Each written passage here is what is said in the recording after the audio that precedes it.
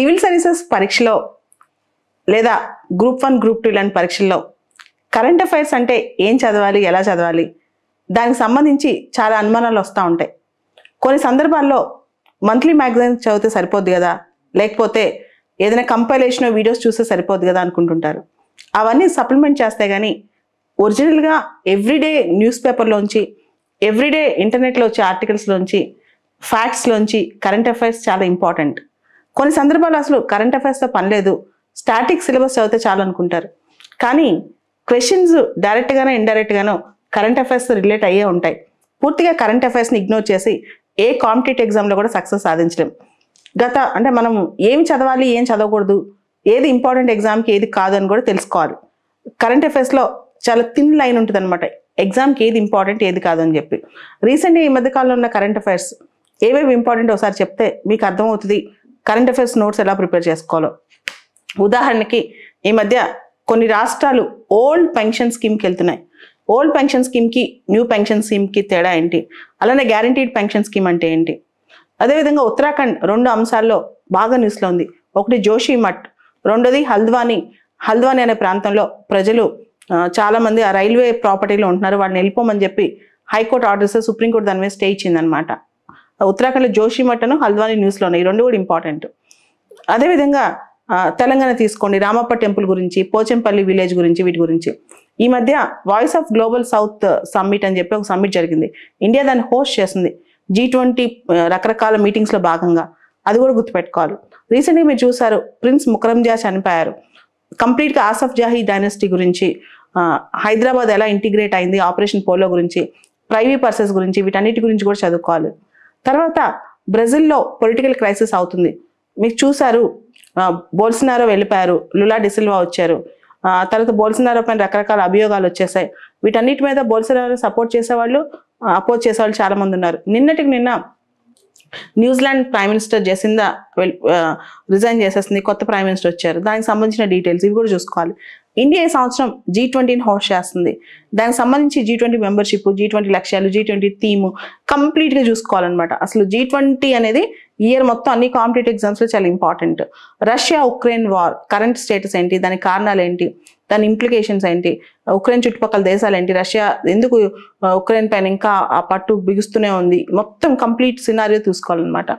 దాంతోపాటు ఈ మధ్య గవర్నర్స్ వర్సెస్ స్టేట్ గవర్నర్స్ రాష్ట్ర ప్రభుత్వాల అంశాలు మీరు చూసారు కదా. గవర్నరు స్పీచ్ ఏదైతే స్పీచ్ క్యాబినెట్ ఆమోదించిందో దాన్ని తొలగించి చెప్పొచ్చా, కొన్ని కొత్త యాడ్ చేయొచ్చా, తమిళనాడులో జరిగిన ఎపిసోడ్ మొత్తం అలాంటివి కూడా చూసుకోవాలి. And governor bills A article ప్రకారం పాస్ చేస్తారు, రాజ్యాంగంలో ఆర్టికల్ 200 ఏంటి, 201 ఏంటి, ఇవన్నీ కూడా చూసుకోవాలి. ప్రజా దర్బార్ అంటే ఏంటి, అది కూడా చూసుకోవాలన్నమాట. ఈ మధ్య చూసారు శ్రీలంకలో, పాకిస్తాన్లో ఆర్థిక సంక్షోభం, వాటి గురించి కూడా డీటెయిల్స్ చూసుకోవాలి. అండ్ రీసెంట్గా ఇండియా చైనా ఉందనుకోండి, అలాంటి అంశాలు కూడా రీసెంట్గా మనం చూస్తే తవాంగ్ వ్యాలీ ఎపిసోడ్ జరిగింది అరుణాచల్ ప్రదేశ్లో. అంతకుముందు డోక్లాంకి తవాంగ్కి మధ్య గాల్వన్ వ్యాలీ, ఇవన్నీ చూసుకోవాలి. అండ్ ఈ మధ్య రిమోట్ ఓటింగ్ అనే కాన్సెప్ట్ చాలా న్యూస్లోకి వస్తుంది. ఇది కూడా అంటే ఇండియాలో చాలా మంది మైగ్రెంట్ వర్కర్స్ ఉన్నారు, ఒక రాష్ట్రం నుంచి ఇంకో రాష్ట్రంలో పనిచేస్తున్నారు. ఈ రిమోట్ ఓటింగ్ కాన్సెప్ట్ కూడా ఒకసారి చూసుకోవాలి. అంటే ఎక్కడి నుంచైనా ఓటేసుకోవచ్చు, రిమోట్ ఓటింగ్ మిషన్స్ ఎలా పనిచేస్తాయని. నేపాల్లో కొత్త ప్రభుత్వం వచ్చింది, ఈ దిశగా భారత్ నేపాల్ సంబంధాలు ఎలా ఉండబోతున్నాయి, తర్వాత భారత్ నేపాల్ సంబంధాలు చైనా ఫ్యాక్టర్ ఏంటి, లిపులేక్ లింపియాదురా కాలాపాని నేపాల్ మావి అని 2 సంవత్సరాల క్రితం చెప్పింది, దానికి సంబంధించిన అంశాలు. తర్వాత unlawful activities prevention act, convention of international terrorism, ఇలాంటివన్నీ కూడా చూసుకోవాలన్నమాట. తర్వాత ఏషియన్ సెంచరీ అంటే ఏంటి, ఏషియా సెంచరీలో ఎవరు లీడ్ చేయబోతున్నారు, చైనానా భారత, ఇలాంటివన్నీ. ఈ మధ్య ఒక శుభసూచకం బ్యాంకింగ్ రంగంలో నాన్ పర్ఫార్మింగ్ అసెట్స్ తగ్గుతున్నాయి, ఆల్మోస్ట్ చాలా తగ్గాయి మనం 2 yearsతో కంపేర్ చేసుకుంటే. ఒకప్పుడు ఒక 4-5 ఏళ్ల క్రితం NPA నిరర్ధక ఆస్తులు అంటే చాలా పెద్ద క్రైసిస్ అనమాట. అంటే అప్పులు ఇచ్చేసి బ్యాంకులో అప్పులు తిరిగి రాబట్టుకోలేక దాదాపు 10 లక్షల కోట్లు అలా అంత లెవెల్లో ఉండే. ఇప్పుడు చాలా వరకు అవి తగ్గిపోయాయి అన్నమాట. అది ఎలా తగ్గిపోయాయి, ఇంక నుంచి NPS మీద ఎలా దృష్టి పెట్టాలి, వాటి మీద. ఈ మధ్య IT రూల్స్ సంబంధించి కూడా చాలా న్యూస్లోకి వచ్చింది. నిన్న సోషల్ మీడియా ఇన్ఫ్లుయెన్సర్స్ గురించి, అంటే ఎవరైతే సోషల్ మీడియాలో బాగా ఇన్ఫ్లుయెన్స్ పొజిషన్లో ఉంటారో, సెలబ్రిటీస్ ఉంటారో, వాళ్ళు సోషల్ మీడియాని వాళ్ళ ప్లాట్ఫామ్ని యూజ్ చేసుకుని ఏదైనా పబ్లిసైజ్ చేస్తే దానికి సంబంధించి అది అడ్వర్టైజ్మెంట్, అది స్పాన్సర్షిప్ అని చెప్పాలి. అదేవిధంగా IT రూల్స్లో ఆన్లైన్ గేమింగ్ ఉంది, ఇలాంటివి కూడా చూసుకోవాలన్నమాట. తర్వాత రీసెంట్గా నిన్న సిక్కిం జనాభా దాదాపు 6 లక్షలు ఉన్నారు. సిక్కిం జనాభా రాను రాను తగ్గిపోతుంది అనమాట. దాంతో జనాభాను పెంచడానికి సిక్కిం సీఎం తనే చాలా ఇన్సెంటివ్స్ ఇచ్చాడు అనమాట. లేడీ ఎంప్లాయీస్కి, IVF సెంటర్స్ సిక్కిం గవర్నమెంటే సపోర్ట్ చేయడం, ఇలాంటివన్నీ కూడా. భారతదేశంలో ఏ రాష్ట్రం జనాభా పెరుగుదల కోసం ఈ మధ్య కొత్తగా ఇన్సెంటివ్స్ ప్రకటించిందని క్వశ్చన్ కూడా రావచ్చు అనమాట. అది లేకపోతే ఎస్ఏ లాంటి దాంట్లో మనమే యాడ్ చేసుకోవచ్చు. సో UGC వాళ్ళు ఈ మధ్య ఫారిన్ యూనివర్సిటీకి సంబంధించి కొత్త గైడ్ లైన్స్ తీసుకొచ్చారు. వాటికి సంబంధించి వాళ్ళు క్యాంపసెస్ పెట్టుకోవచ్చు ఇండియాలో, దానికి సంబంధించిన గైడ్ లైన్స్ ఏంటి. So 2023 international year of millets, 2023 international year of millets అన్నప్పుడు మిలెట్స్ గురించి పూర్తిగా చదువుకోవాలన్నమాట. మీ గవర్నమెంట్ మిలెట్స్ని ప్రమోట్ చేయడానికి ఎటువంటి యాక్షన్ ప్లాన్ తీసుకుంటుంది, తర్వాత సిగ్నిఫికెన్స్ ఆఫ్ మిలెట్స్ అనే, తర్వాత deep fakes, artificial intelligence, emerging technologies వల్ల చాలా దానివల్ల లాభాలు నష్టాలు అని కొత్త కాన్సెప్ట్ ఒకటి వస్తుంది అనమాట, డీప్ ఫేక్స్ అని చెప్పి. అండ్ మీరు చూసారు ChatGPT బాగా ట్రెండ్ అవుతుంది. గూగుల్కి ఇది ఆల్టర్నేటివ్ కాబోతుందా, ఇది సెర్చ్ ఇంజిన్లోనే ఒక కొత్త వింత అని చెప్పేసి.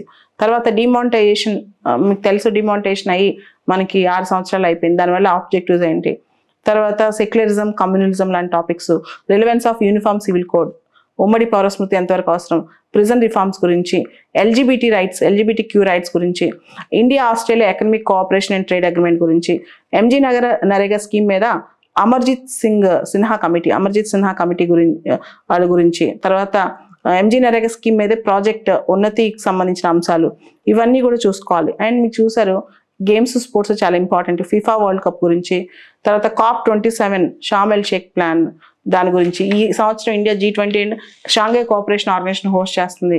ఇవన్నీ కూడా డీటెయిల్గా చూసుకోవాలి. అండ్ ఆఫ్ఘనిస్తాన్ మీద మాస్కో ఫార్మాట్ లాస్ట్ 3-4 మంత్స్ నుంచి చాలాసార్లు ఇది న్యూస్లోకి వచ్చిందనమాట. తర్వాత వరల్డ్ మొత్తం రెసిషన్లోకి ఎంటర్ అవబోతుంది.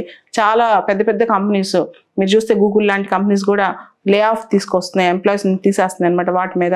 తర్వాత FATF పాకిస్తాన్ గ్రే లిస్ట్ నుంచి తొలగించేశారు. పాకిస్తాన్కి ఇది గుడ్ న్యూసే, కానీ FATF మీద మనం ఒకసారి బాగా చూసుకోవాలి. FATF, NMFT ఈ రెండు కూడా నో మనీ ఫర్ టెర్రర్, ఈ రెండు కూడా కలిపి చదువుకోవాలి. NMFT conference, no money for terror conference గురించి కూడా డీటెయిల్గా చదువుకోవాలన్నమాట. తర్వాత ఇండియాస్ ఫస్ట్ ప్రైవేట్ రాకెట్, దీని గురించి కూడా చూసుకోవాలి. తర్వాత draft digital data protection bill ప్రజల యొక్క కామెంట్స్ కోసం పెట్టారు, అది చూసుకోవాలి. దాంతోపాటు రాజస్థాన్ గర్ల్ సెక్షువల్ ప్రాస్టిట్యూషన్, వీటికి సంబంధించి చాలా ఎక్కువగా రాజస్థాన్లో జరుగుతున్నాయి అంటే దాని మీద నేషనల్ కమిషన్ ఫర్ ఉమెన్ ఎలా రియాక్ట్ అయింది, దానికి సంబంధించి కూడా చూసుకోవాలి. బిల్కిస్ బాను కన్విక్స్ రిలీజ్ చేయటము, రాజీవ్ గాంధీ అసాసినేషన్ కన్విక్స్ రిలీజ్ చేయటము ఈ మధ్య బాగా ట్రెండ్ అవుతుంది అనమాట. అదేవిధంగా ఫ్రీ స్పీచ్ అనే అంశం మీద కూడా బాగా న్యూస్లోకి వస్తుంది. రీసెంట్గా వచ్చిన సుప్రీంకోర్టు జడ్జిమెంట్స్ కూడా చూసుకోండి. ముఖ్యంగా 2-3 జడ్జిమెంట్స్లో జస్టిస్ నాగరత్న గారు తీసుకున్న స్టాండ్ కూడా చూసుకుంటే బెటర్గా ఉంటుంది. తర్వాత GM mustard first food crop, genetically modified food crop అనమాట. లాటిన్ అమెరికాలో pink tide, resurgence of left అనమాట, లెఫ్టిస్టులు. తర్వాత మీకు ఆల్రెడీ చెప్పినట్టు యూనిఫామ్ సివిల్ కోడ్, ఇవన్నీ కూడా ఈ మధ్య బాగా న్యూస్లో ఉన్న టాపిక్స్. అండ్ ఎయిర్ పొల్యూషన్ చాలా ఇంపార్టెంట్. ఢిల్లీ ఎయిర్ పొల్యూషన్ ఇంకా న్యూస్లో ఉంది. అగ్నిపథ్ స్కీమ్, అగ్నివీర్ కాన్సెప్ట్ న్యూస్లో ఉంది. Dalit Christians, Dalit Muslims reservations వాళ్ళు అందుకోవచ్చు అనే దాని మీద. తర్వాత ఏషియన్ సెంట్రాలిటీ అనే కాన్సెప్ట్. తర్వాత రూల్ 6 ఆఫ్ IAS రూల్స్, అది కూడా చాలా ఇంపార్టెంట్. అంటే సెంట్రల్ గవర్నమెంట్ IASల యొక్క డెప్యుటేషన్ రూల్స్ మీద సెంట్రల్ గవర్నమెంట్ పెత్తనం ఎక్కువ ఉండాలని చెప్పి కోరుకుంటుందని దీని మీద చాలా మంది స్టేట్ గవర్నమెంట్స్ ఇది చేస్తున్నారనమాట. తర్వాత అమ్మాయిలకి పెళ్లి వయసు పెంచాలి అనే దాని మీద, మ్యారేజ్ ఏజ్ పెంచాలి అనే దాని మీద కూడా అవుతుంది. ఇలా చాలా కొత్త కొత్త టాపిక్స్ వస్తున్నాయి కరెంట్ అఫైర్స్లో. ఏది మనం చదవాలి, ఏది చదవకూడదు అనేది ఇప్పుడు మీకు లాస్ట్ 1-2 మంత్స్ జరిగే ట్రెండ్స్ అని చెప్పాను. ఇవన్నీ ఇంపార్టెంట్ అనమాట. ఇవన్నీ చూసుకున్నా మీరు చేరిపోదు. ఇలా కరెంట్ అఫైర్స్ ప్రతి దానిలో నోట్స్ ప్రిపేర్ చేసుకుంటూ చదివితే ప్రిలిమ్స్కి, మెయిన్స్కి, ఇంటర్వ్యూకి అన్నిటికీ 1.5 year పాటు కరెంట్ అఫైర్స్ చదివితే ఈజీగా పాస్ అయిపోతారు.